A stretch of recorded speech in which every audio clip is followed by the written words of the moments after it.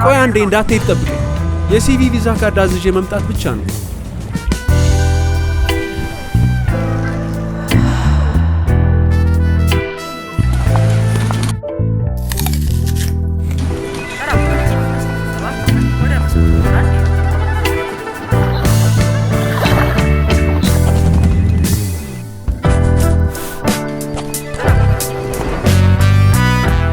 ባንኮ በመዳፎ በያዙት ስልኮ ቤቶ ድረስ ከተፍ ይላል። ሰላም ጤና ይስጥልኝ።